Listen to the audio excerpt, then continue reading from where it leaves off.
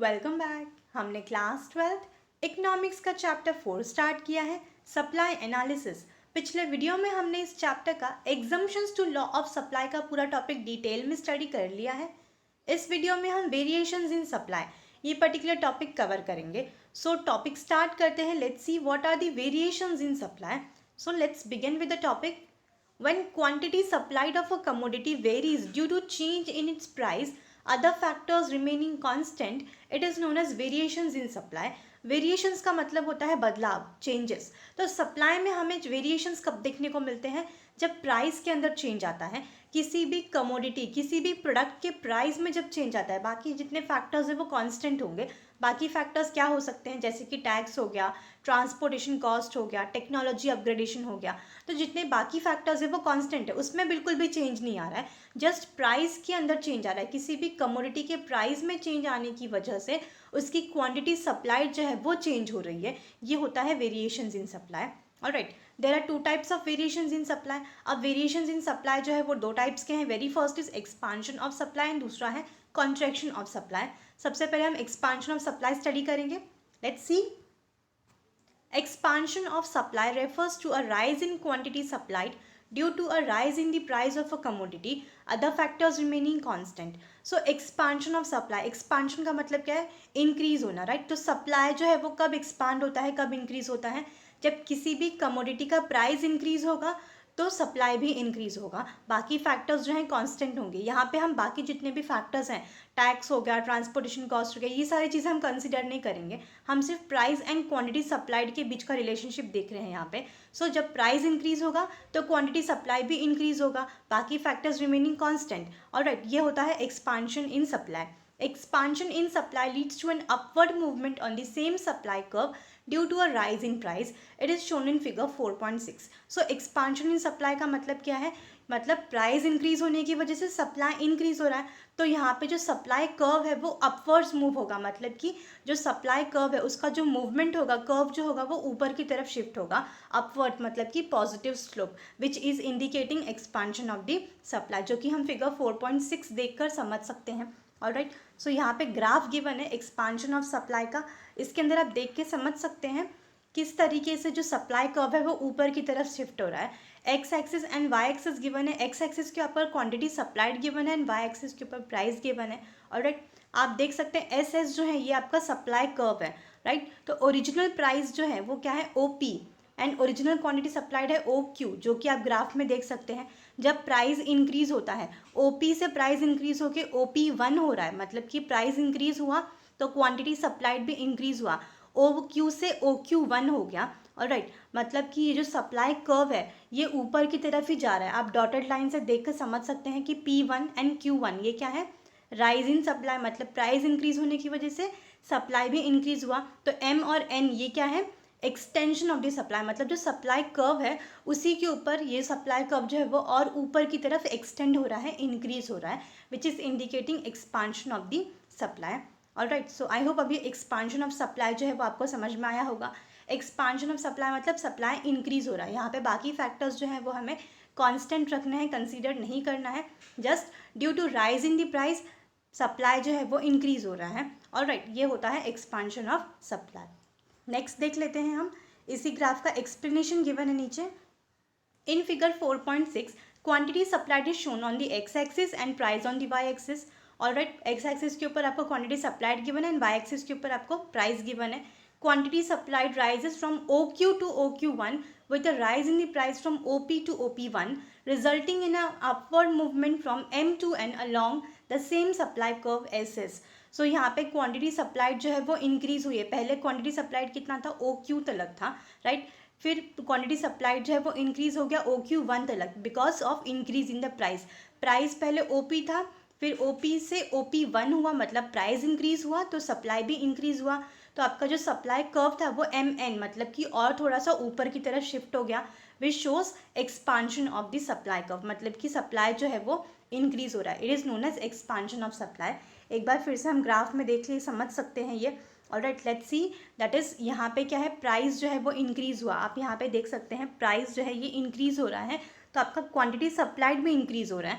Alright, तो ये जो आपका एस एस कर्व है, ये जो एस एस कर्व है यहाँ पे, सो यहाँ पे ये जो एस एस कर्व है, ये एम एन जो है वो इसके ऊपर एक्सटेंड हो रहा है, which shows extension of supply, मतलब कि सप्लाई जो है वो एक्सपांड हो रहा है। ऑलराइट, सो ये था एक्सपांशन ऑफ सप्लाई।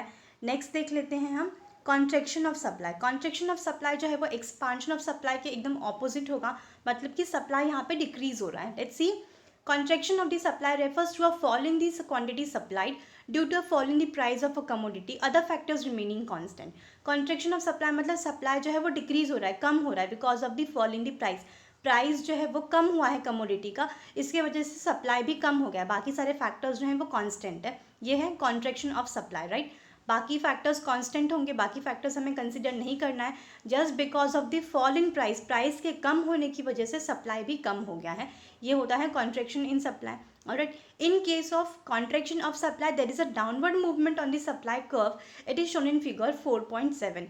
सो यहाँ पे कॉन्ट्रैक्शन ऑफ सप्लाई के अंदर जो सप्लाई कर्व है वो नीचे की ओर शिफ्ट होगा। ऑलराइट, बिकॉज यहाँ पे सप्लाई जो है वो कम हो गया है, डिक्रीज हो गया है, प्राइस के कम होने की वजह से सप्लाई भी कम हो गया है, तो सप्लाई कर्व जो है वो नीचे की ओर मूव होगा और डाउनवर्ड मूवमेंट होगा, जो कि हम फिगर 4.7 में देखकर समझ सकते हैं। Let's C contraction of supply curve. तो ये जो ग्राफ है इसमें आप देख के समझ सकते हैं, ओरिजिनल प्राइस क्या है आपका OP, राइट। OP आपका ओरिजिनल प्राइस है एंड आपका ओरिजिनल क्वांटिटी सप्लाइड कितना है OQ।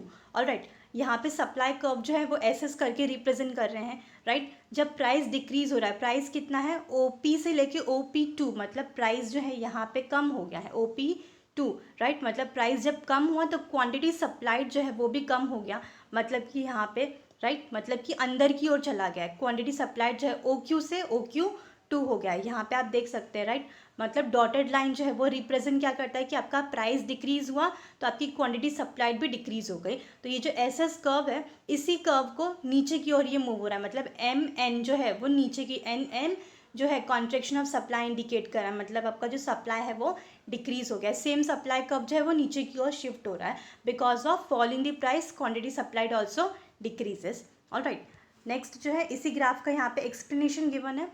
In figure 4.7, quantity supplied is shown on x-axis and price on the y-axis, जो कि सेम लाइन है, राइट। हर एक ग्राफ के अंदर ये जो लाइन होती है, हर एक ग्राफ का जो एक्सप्लेनेशन है वो आपको लिखना बहुत ज़रूरी है। तो एक्स एक्सिस के ऊपर आपको क्वांटिटी सप्लाइड मेंशन है एंड वाई एक्सिस के ऊपर आपको प्राइस मेंशन किया गया है। Quantity supplied falls from OQ to OQ2 with a fall in price from OP to OP2, resulting in a downward movement from N to M on the same supply curve SS। तो यहाँ पे आप देख सकते हैं कि आपका जो सप्लाई है वो कम हो गया है because of fall in the price. Price के कम होने की वजह से सप्लाई कम हो गया।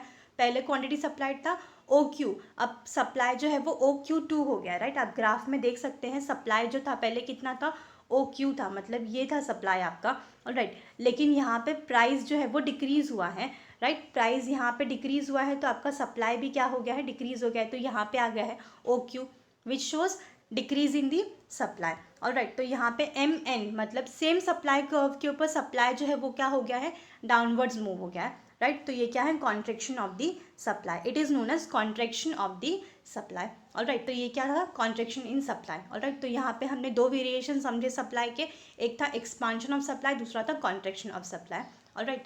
नेक्स्ट देख लेते हैं हम changes in supply, that is supply के अंदर हम चेंज कब देख सकते हैं, when other factors change and price remain constant, it is known as changes in supply. So changes in supply का मतलब क्या है, बाकी फैक्टर्स के अंदर चेंज आ रहा है, प्राइस जो है वो कांस्टेंट है, राइट। किसी भी कमोडिटी के प्राइस में बिल्कुल भी चेंज नहीं आ रहा है, प्राइस तो उतना ही है, लेकिन बाकी फैक्टर्स चेंज होने की वजह से सप्लाई के अंदर चेंज आ रहा है, ये होता है changes in supply. There are two types of changes in supply. अब चेंजेस इन सप्लाई भी दो अलग अलग टाइप्स के हैं, एक है इंक्रीज इन सप्लाई, दूसरा है डिक्रीज इन सप्लाई। अब सप्लाई इंक्रीज कब होता है, सबसे पहले ये देख लेते हैं increase in supply. Increase in supply refers to the rise in the supply of a given commodity due to a favorable changes in the other factors such as fall in price of inputs, fall in tax rates, technological upgradation, etc. while price remain constant. So increase in supply का मतलब क्या है, simple सा मतलब है कि supply increase हो गया। सप्लाई क्यों इंक्रीज हुआ है, because of the favourable changes in the other factors. बाकी फैक्टर्स के अंदर जो चेंज आए हैं वो फेवरेबल चेंज आए हैं, पॉजिटिव चेंज आए हैं, ऑलराइट। प्राइस बिल्कुल सेम है, प्राइस में बिल्कुल भी चेंज नहीं आया, प्राइस यहाँ पे कांस्टेंट है, बाकी फैक्टर्स के अंदर पॉजिटिव चेंज आया है, फेवरेबल चेंज आया है। मतलब जो सेलर है, जो सामान बनाता है, प्रोड्यूसर है, उसके लिए फेवरेबल चेंजेस आए हैं, पॉजिटिव चेंज आया है। मतलब कि जो टैक्स रेट है वो कम हो गया है, राइट। जो रॉ मटेरियल का प्राइस है, इनपुट्स का मतलब क्या, रॉ मटेरियल, तो रॉ मटेरियल का जो प्राइस है वो कम हो गया है। टेक्नोलॉजी अपग्रेड हो गई है, एडवांस मशीन्स आ गई है, तो ये सारी चीज़ों की वजह से क्या होगा, प्रोडक्शन ज़्यादा होगा। अगर प्रोडक्शन ज़्यादा होगा तो ऑब्वियसली वो ज़्यादा सप्लाई करेगा, राइट। मतलब प्राइस सेम है बट बाकी सारी चीज़ों के अंदर पॉजिटिव चेंज आने की वजह से, फेवरेबल चेंज आने की वजह से प्रोडक्शन इंक्रीज हो गया है, which results into increase in the supply. Alright, तो ये है सप्लाई जो है वो इंक्रीज हो गया because of the change in the other factors. Alright, the supply curve, यहाँ पे जो सप्लाई कर्व है वो कहाँ पे होता है, कहाँ पे शिफ्ट हो रहा है, let's see. This supply curve shifts to the right of the original supply curve, it is shown in figure 4.8। So यहाँ पे जो सप्लाई कर्व है वो राइट साइड में शिफ्ट हो रहा है। ऑलराइट, जो ओरिजिनल सप्लाई कर्व था उससे राइट साइड की ओर शिफ्ट हो रहा है, जो कि हम फिगर 4.8 में देखकर समझ सकते हैं। मतलब इंक्रीज इन सप्लाई के अंदर सप्लाई जो है वो इंक्रीज हो रहा है because of change in the other factors. बाकी फैक्टर्स के अंदर फेवरेबल चेंज, पॉजिटिव चेंज होने की वजह से सप्लाई इंक्रीज हो रहा है। प्राइस जो है वो कांस्टेंट है, प्राइस चेंज नहीं हो रहा है। ये ग्राफ में हम देखकर समझ सकते हैं। Let's C, increase in supply का ये जो ग्राफ है, पी यहाँ पे आप देख सकते हैं प्राइस जो है वो पी से इंडिकेट कर रहा है, तो प्राइस एकदम कांस्टेंट है। ऑलराइट, इसके लिए आप देख सकते हैं प्राइस की जो लाइन है वो एकदम स्ट्रेट गई है, मतलब प्राइस में ज़रा सा भी चेंज नहीं आ रहा है। ऑलराइट, क्वांटिटी सप्लाइड जो है वो आप देख सकते हैं ओ क्यू, राइट। ओरिजिनल क्या है, ओ क्यू है ये, राइट। लेकिन यहाँ पे बाकी फैक्टर्स में चेंज आया है, इसके लिए जो आपका क्वांटिटी है, दैट इज़ आपका ये जो सप्लाई है वो क्या हो गया, इंक्रीज हो गया। मतलब ओ क्यू से ओ क्यू वन आ गया है, राइट। तो यहाँ पे जो सप्लाई कर्व है वो शिफ्ट हो गया है राइट साइड की ओर, मतलब कि बाहर की ओर शिफ्ट हो गया है, राइट। S1 करके इंडिकेट कर रहा है। मतलब क्या, प्राइस तो सेम है, बाकी फैक्टर्स जो हैं उसके चेंज होने की वजह से आपका जो सप्लाई है वो इंक्रीज हो गया है, राइट। तो ये है इंक्रीज इन सप्लाई, जो कि हम S1 करके इंडिकेट कर रहे हैं। ऑलराइट, इसी पर्टिकुलर ग्राफ का नीचे एक्सप्लेनेशन है, let's C. In figure 4.8, quantity supplied is shown on the x-axis and price on the y-axis. Alright. Next is supply rises from OQ to OQ1 at the same price OP, resulting in an outward shift of the original supply curve to the right from SS to S1. So यहाँ पे क्या बताया गया है कि supply जो है वो इंक्रीज हो, राइज मतलब क्या, सप्लाई इंक्रीज हो गया है। आप देख सकते हैं ग्राफ में OQ से OQ1 हो गया है सप्लाई, राइट। सेम प्राइस है, प्राइस तो OP ही है, मतलब प्राइस का जो लाइन है वो बिल्कुल सेम है, वो इंक्रीज नहीं हुआ है, बट सप्लाई इंक्रीज हो गया because of the change in the other factors. बाकी जितने फैक्टर्स है उसमें फेवरेबल पॉजिटिव चेंज होने की वजह से सप्लाई इंक्रीज हो गया है। इसके वजह से जो सप्लाई कर्व है वो आउटवर्ड्स मतलब बाहर की ओर शिफ्ट हो गया है, राइट। बिकॉज सप्लाई जो है वो तो इंक्रीज हुआ है, इसलिए सप्लाई कर्व जो है वो बाहर की ओर शिफ्ट हो गया, आउटवर्ड शिफ्ट हो गया, जो कि आप डॉटेड लाइन जो है S1 डॉटेड लाइन से देखकर समझ सकते हैं। Alright, which indicates increase in the supply. Alright, तो इसको हम क्या बोलेंगे, it is known as increase in supply. Alright, next is decrease in supply. अब यहाँ पे सप्लाई जो है वो डिक्रीज हो रहा है। सप्लाई क्यों डिक्रीज हो रहा है, मतलब कि सप्लाई कम क्यों हो रहा है। Let's see, decrease in supply refers to a fall in the supply of a given commodity due to unfavourable changes in the other factors such as increase in the price of inputs, increase in tax rate, outdated technology, strike by workers, while price remains constant. तो decrease in supply मतलब supply जो है वो decrease हो गया है, price तो constant है, प्राइस में बिल्कुल भी बदलाव नहीं आया है, प्राइस सेम है, लेकिन बाकी फैक्टर्स जो हैं उसमें नेगेटिव चेंजेस आए हैं, अनफेवरेबल चेंजेस आए हैं। इसकी वजह से सप्लाई जो है वो डिक्रीज हो गया, मतलब कि जो रॉ मटेरियल था उसका प्राइस इंक्रीज हो गया है। ऑब्वियसली अगर रॉ मटेरियल का प्राइस इंक्रीज होगा, जो सप्लायर है, जो प्रोड्यूसर है, वो ज़्यादा प्रोड्यूस नहीं कर पाएंगे क्योंकि उनको कॉस्ट ज़्यादा पड़ेगा, तो वो ज़्यादा प्रोडक्शन नहीं कर पाएंगे, तो सप्लाई भी नहीं कर पाएंगे। टैक्स रेट इंक्रीज हो गया है, अगर ज़्यादा टैक्स भरना पड़ेगा तो उनको प्रॉफिट कम होगा, तो वो कम प्रोड्यूस करेंगे तो सप्लाई भी कम करेंगे। टेक्नोलॉजी आउटडेटेड है, मतलब कि मशीन्स जो है वो पुरानी है, ज़्यादा प्रोडक्शन नहीं हो पा रहा है, तो सप्लाई भी नहीं होगा ज़्यादा।